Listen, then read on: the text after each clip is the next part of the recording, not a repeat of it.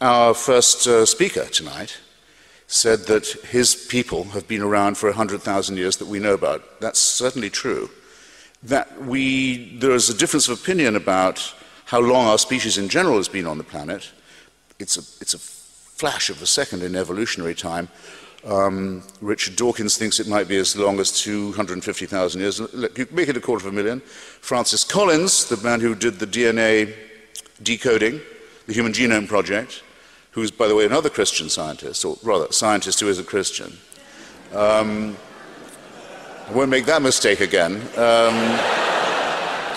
You know what Mark Twain said about the work of Mary Baker Eddy, the Christian Science writer, founder of it, her books? Chloroform in print. This is a digression. It's a digression. Francis Collins says at least 100,000 years. We can show we've been around for that long. It's quite a long time. I'll take 100. Never mind. I don't need 250,000 for my point. Make it 100,000. 100,000 years, people have been, our species have been around on this speck.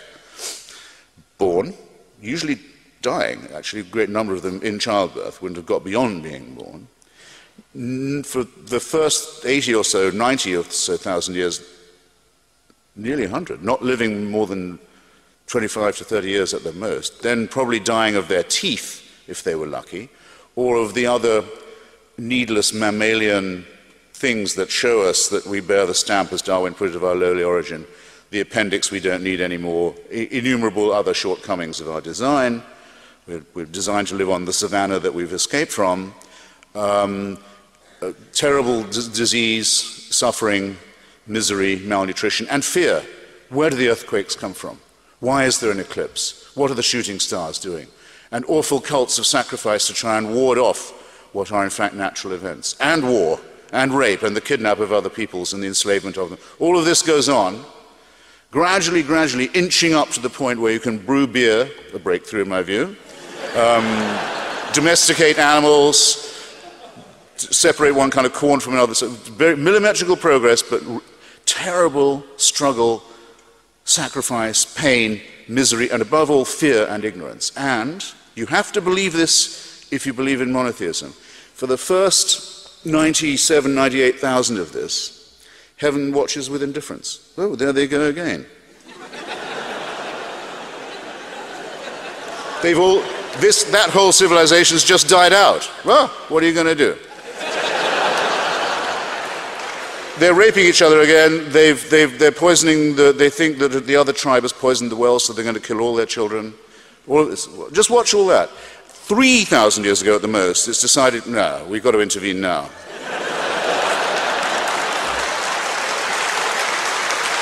You have to believe it. You have to believe it. And the revelation must be personal, must appear.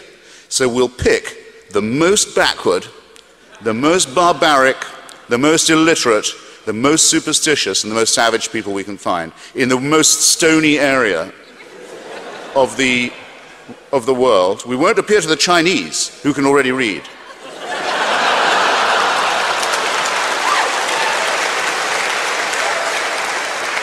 We won't appear in the Indus Valley, where they know a thing or two and they're already, they're very far advanced. No.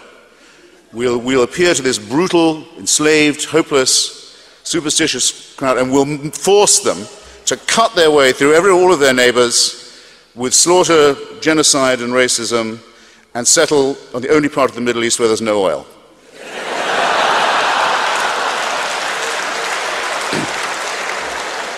And all subsequent revelations occur in the same district.